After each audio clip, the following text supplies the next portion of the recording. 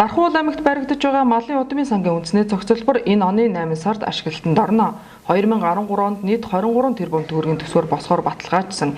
Энэ байгууламжинд одоогийн байдлаар 11.5 тэрбум төгрөг зарцуулагдж байна. Энэхүү зохицолборт өхөр, хонь, яма, адууны зориултын талбайг тус-тусад нь барьж байна. Мөн 196 градусын азотоор үрийг гүн хөлдөх байрч тусдаа өргөдөж байна. Үр үйлдвэрлэл, үр хөврөл, тэгээд үржүүлгийн ажлыг бол энд бүрэн хийн.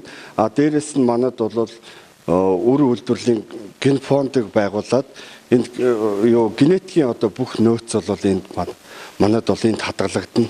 Нийт бүх үйлдвэрийн үр хөврөл, үр бол энд ген фондоор хадгалагдаад азотын бүрэн тийм том хэмжээний төвтэй болоод энд бүх үйл ажиллагаа төвлөрүүлэхээр ийм үйл ажиллагаа явуулж байгаа. Дархан сангийн аж ахуй гэж байлаа. Дархан сангийн аж ахуй механикчийн байрны 400 үнэ 800 үнэний ферми ялгцсан.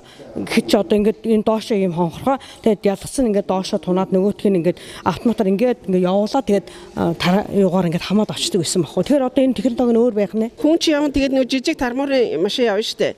Тэгэл угаасаа энд ажилчин болвол энд өтгөний авангуудаа тэр машин дээр ачих байхгүй юу. Тэнгүүдээ бордооны үйлдвэр дээр аваачиж өгөө бордоо үйлдвэрлэл. Ерөөсөө технологи тийм. Юунд өнгөрт Болгарт сарсан. Тэгээд ийм баан ингээд зугуухан ингээд явж идэг. Тэ. Тэгэл хураагаал идэг тэнцэнэ хураагдал бордоороо орчдөг юм билээ л дээ. Малын удмын санг байгуулснаар эрүүл махан бүтээгдэхүүн үйлдвэрлэх, Монгол малын тоо толгойг нэмэгдүүлэх, хамгийн гол нь гадны орноос сайн үйлдвэрийн малын өрийг өндөр үнээр авах асуудлыг хэлбэр аргаар шийдэх юм аа. За мал эмнэлгийн үйлчлэгээ бас энэ ч байгаа. Нийлээ орчин үеийн хэмжээнд төрсэн тийм малын эмнэлэг энд байгуулагдана. За малын тэжээлийн үйлдвэр энэ ч байгуулагдаж байгаа.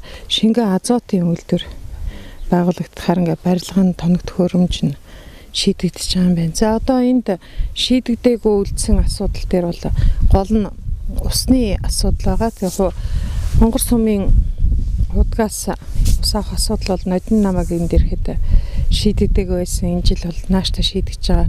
Орон нутгийн удирдлагатайгаа бас энэ асуудлаа шийдэж чадсан байна. Харин хөрөнгө мөнгөний асуудал дээр нь төсвийн тодтолд оруулах шаардлагатай байгаа. Энэ удмын сангийн энэ төв байгуулагдсан хамгийн гол ач холбогдол нь болохоор бид нар энэ гадаад улсаас ялангуяа Франц улсаас өндөр үнэтэй үржлийн мал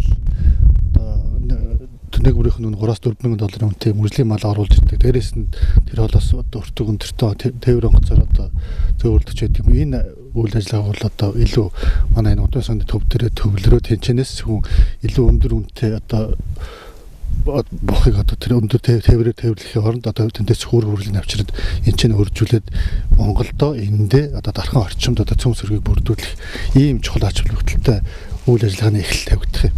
Тус зохицолборт бод малын үр авах 3 лаборатори байгуулагдана. Түүнээс гадна мал аж ахуйн салбарт томоохон шинжилэл хийгдэх, энэ салбарын музей байгуулах, цаашлаад аялал жуулчлалын төвлөрсөн цэг болох, мөн энэ салбарын оюутнуудын сургалт семинар болох гэд олон асуудлыг нэг дор шийдэх боломж бүрджээ.